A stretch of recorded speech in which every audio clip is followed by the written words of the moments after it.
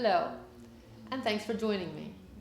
Today we're going to look at a couple of cues for your knees and your shoulders that will help you in any kneeling pose or any pose where you raise your arms up over your head. So we're going to begin today on all fours. Just roll forward, your hands come under your shoulders, your knees under your hips, and then as you exhale, bring that right foot forward and your chest up. Right here, you're going to begin by looking at your knee. Oftentimes when people bring their leg forward, they tend to have it out to the side. What you really want to do is try to have that knee directly in front of the hip. And think about this hip. You might also want to draw that hip down. It's sometimes, for some people, it tends to come up. Another thing that people do is they shift their weight out to the side. So the standing leg ends up being angled. You can adjust your legs so that the standing leg is straight and you want the knee in front of the hip. And then you try to square your hips. And when you hear square your hips, it has two meanings. First of all, you don't want it to be angled back or forward. So you want the pelvis to be parallel to the front of the mat. But you also want to make sure that one hip is not angled upwards than the other. So in this case, because your leg is forward, it might come up a little bit. That's okay. But you don't want to just relax in this position. You want to actually try to draw that hip down. Next, many people have a problem putting the entire sole of the foot onto the floor. So you might find when you're in this position that your foot tends to roll like this. See if you can raise your toes very slightly and then press down with the inside of that foot.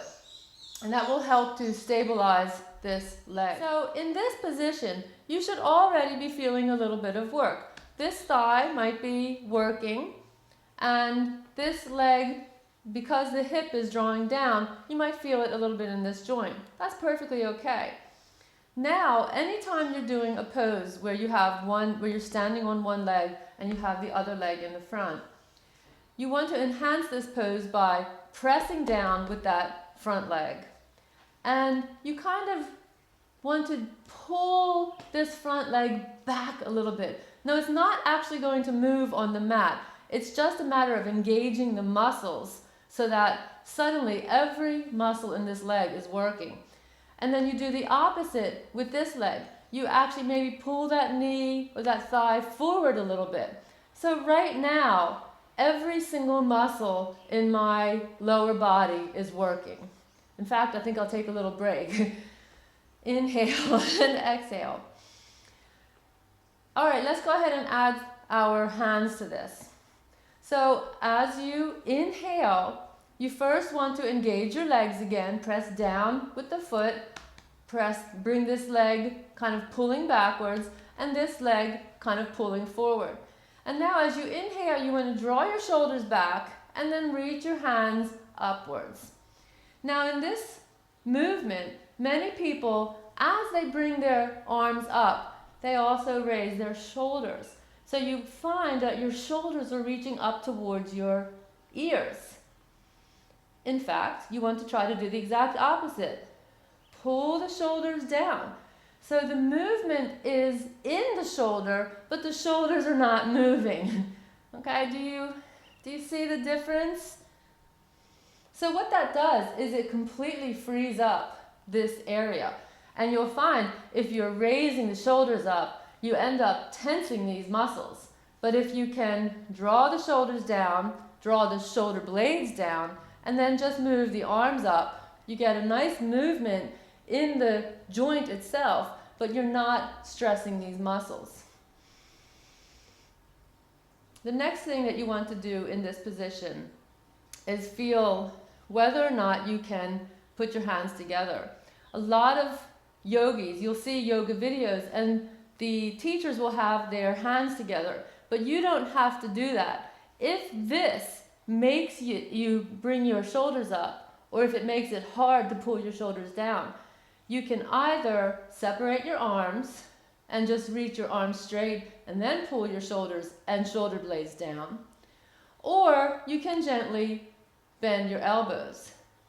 Because the purpose of this is really to get movement in the joint. Okay, the purpose is not necessarily to straighten the arms. What you want to do is find a comfortable position here so that then you can start doing more things with your joints.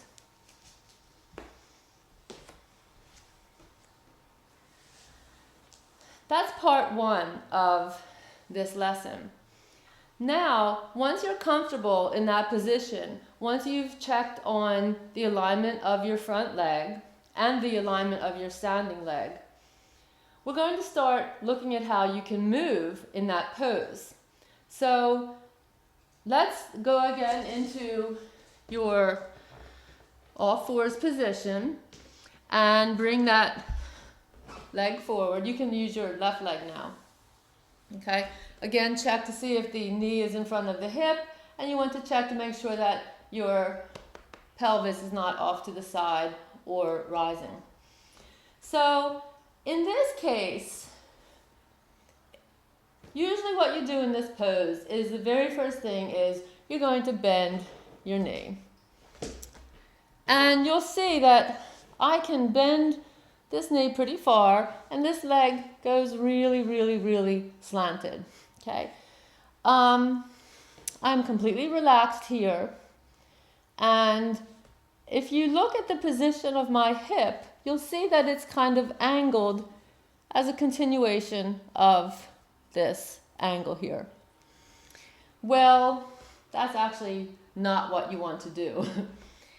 In fact, what you really want to try to do in this pose is you want to think about pulling your stomach in, but more importantly, you want to think about taking that tailbone and pulling the tailbone down between your legs.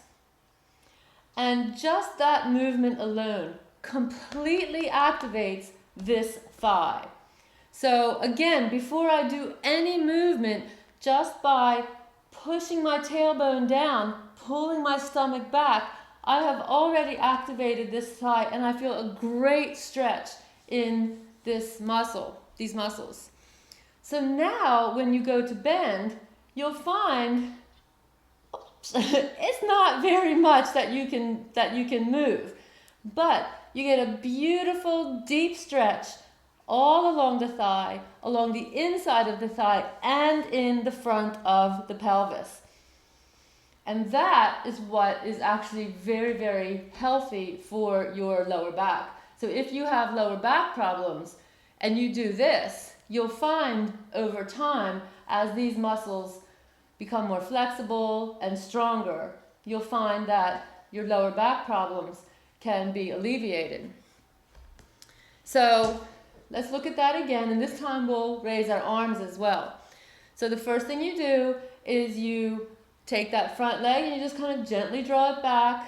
You take this knee and you gently draw it forwards.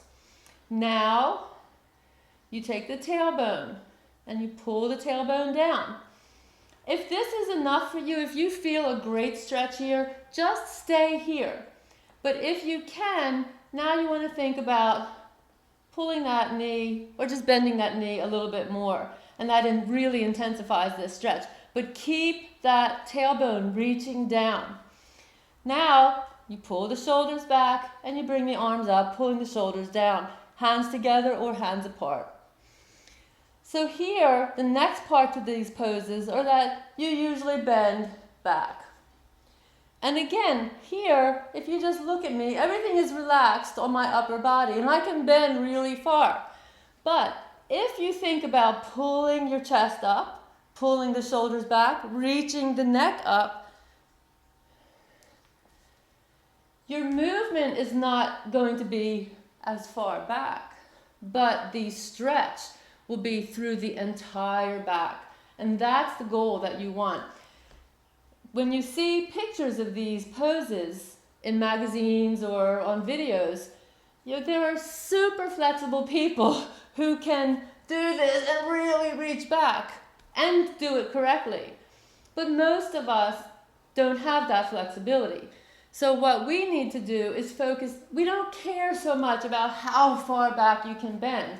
What you really want is to make sure that you're getting the best and the most out of what is available to you. And you do that by lengthening the spine. Think about pulling the chest up. Think about right between your chest, right between your breasts, pushing it up to the ceiling, pulling the shoulders back, reaching the neck up. And you get a nice good stretch there. And I'm tired from that. I do this pose all the time, and it doesn't matter.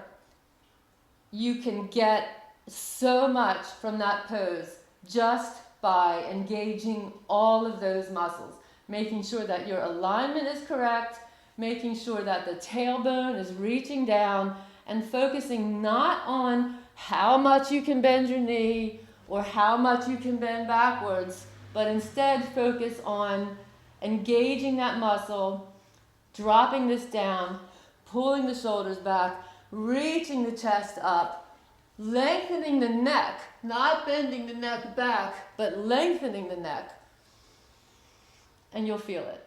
So I hope you'll give this a try and that you'll enjoy it as much as I do. I do this pose every day. As I get older and older, I feel my muscles tightening, my joints tightening, my tendons tightening. And that's a pose that I use to try to counter that tendency. Our daily lifestyle, just sitting around a lot, working at the computer, that is again something that tightens up the lower back, it tightens up the hips. And these kinds of poses where you raise your arms, you bend your knees, and you reach your arms and your chest back and up, that will engage the entire body, and it will lengthen and strengthen those areas that tend to tighten up from our lifestyle. So if you have any questions, write them in the comments below, and I hope you enjoy this. Thank you.